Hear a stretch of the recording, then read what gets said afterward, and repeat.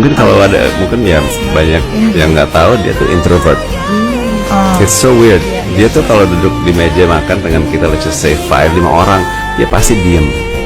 Dia pasti lihat makanan, dan dia nggak tahu mesti ngomong apa. She's so quiet. She's actually a very shy girl. Tapi kalau di depan 50.000 orang, dia lebih sering curhat di depan 50.000 orang dibanding sama aku. So adalah orang yang paling mahir untuk menyembunyikan isi hati kita yang sebenarnya. Kelihatan baik-baik aja paling pintar.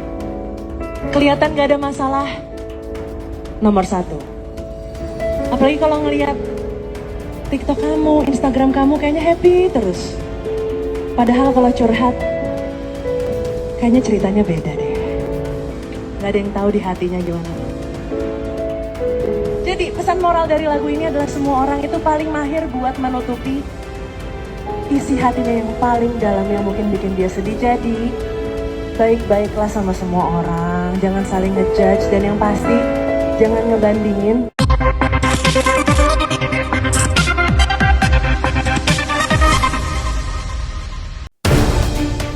Humas Pengadilan Agama Jakarta Selatan, Bapak Abid membenarkan kalau sudah ada gugatan atas nama Raisa. Jenis permohonannya adalah gugat cerai, yang artinya pihak perempuan yang menggugat. Laporan gugatan ini sudah terdaftar pada tanggal Rabu 22 Oktober 2025. Didaftarkan secara e-court atau online di website Pengadilan Agama Jakarta Selatan.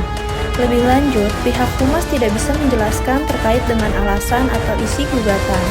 Baik Raisa maupun Hamis dijadwalkan sidang pertama pada tanggal 3 November mendatang.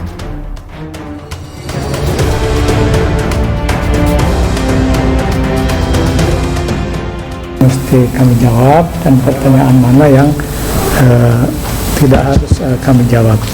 Jadi mengenai standar pelayanan informasi publik itu di pengadilan diatur oleh namanya SK, Surat Keputusan KMA, Ketua Mahkamah Agung. Itu nomor 2 ya, strip 144 KMA SK 8 Romawi 2022, yaitu tentang standar pelayanan informasi publik di pengadilan. Nah, jadi ada pertanyaan-pertanyaan, bahkan permintaan-permintaan yang wajib kita memenuhinya. Di antaranya misalnya ya, informasi tentang register. Saudara boleh tanya, boleh saudara selidiki register. Nah, kemudian tentang juga data statistik perkara. Data statistik perkara ini ada perkaranya, ada berapa gugatan, ada berapa permohonan, ya. Kemudian tentang jenis perkara juga ada gugatan, permohonan, gugat cerai, kemudian juga gugat talak namanya ya, cerai talak. Nah, kemudian ada tahapan persidangan misalnya, ya, proses penanganan perkara.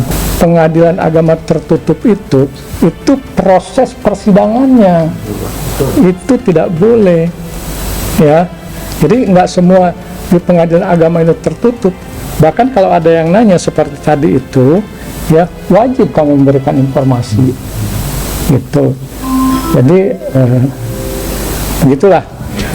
Ya, jadi ada yang mana bisa kami jawab, ada yang tidak. Tentang misalnya tentang alasan-alasan gugatan apa, itu nggak mungkin kami jawab, karena itu ranahnya majelis hakim.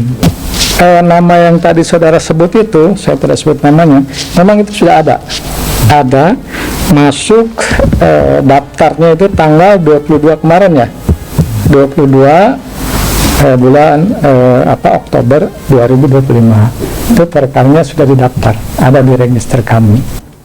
Sidang pertama nanti itu tanggal 3 November. Tanggal 3 November 2025. Oh, berarti pihak perempuan yang mengajukan, Pak? Iya, betul. Diajukan oleh kuasa hukum atau secara online atau bagaimana? Untuk era sekarang, pengadilan itu pendaftaran semua melalui online, namanya e-court, electronic court pengadilan, ya, diajukan oleh kuasa hukum. Kuasa hukumnya? Ya. Ditetapkan majelisnya siapa oleh ketua, kemudian majelis itu ketuanya akan membuat penetapan namanya, penetapan hari sidang atau PHS. Nah, kemudian keduanya akan dipanggil. Jika kedua pihak hadir, tahapan pertama adalah perdamaian atau mediasi.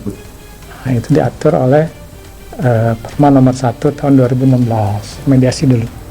Kalau seandainya hanya salah satu pihak yang datang, maka untuk kedua kalinya pihak yang tidak datang akan dipanggil. Gitu. Saya nggak tahu, yang jelas gugatan itu gugatan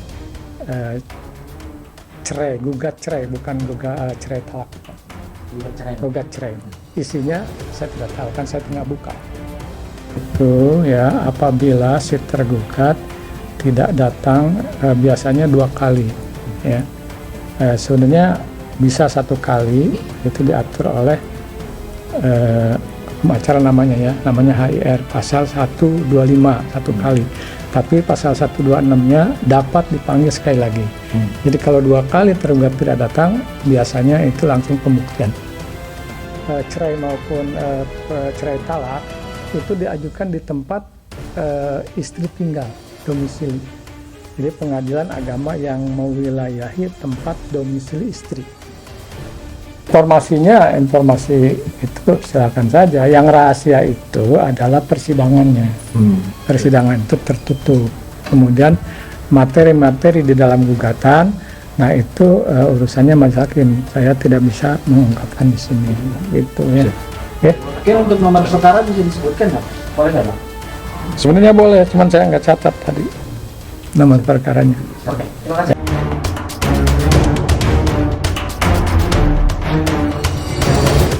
Dua insan yang awalnya saling menyayangi akhirnya kandas dengan perceraian. Tiada rumah tangga yang sempurna, tanpa ada stok maaf dan pengertian. Itu yang terjadi dengan rumah tangga Raisa dan Hamish Daud yang digadang-gadang menjadi panutan. Namun, badai itu pun hadir di mana Hamish lebih suka bila Raisa menjadi ibu rumah tangga. Namun hal itu hanya bisa Hamish sampaikan di dalam dialog bersama teman-temannya, bukan langsung ke sang istri. Sang istri pun merasa hal yang sama, merasa sang suami tidak ada di saat dia perlu bahu untuk bersandar, mendengar keluh kesah sang istri, hingga akhirnya isi hati Raisa ditumpahkan kepada sang penggemar di saat manggung. Itu pun membuat Hamish kecewa. Memang benar, dalam rumah tangga harus ada keterbukaan dan komunikasi yang baik.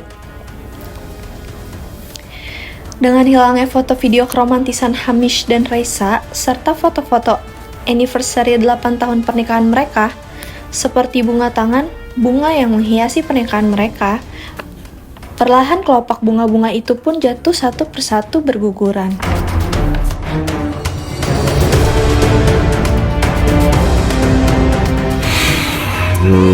Ibu rumah tangga. Kenapa? You know, dari kecil aku juga, my dream was to have a stable home. You know what I mean? Like to have I mean, we grew up together, you know, like my upbringing. Tapi pengen banget punya kayak stable home yang kayak anak diurus, there's food, there's stuff yang kayak mungkin dulunya nggak dapet experience itu fully. Jadi aku pengen banget, my dream to have a structured home. I see. Udah kan sekarang lagi menjalani. Yeah. Amin. That's nice. Oke, next. Oke, arsitek atau selebriti?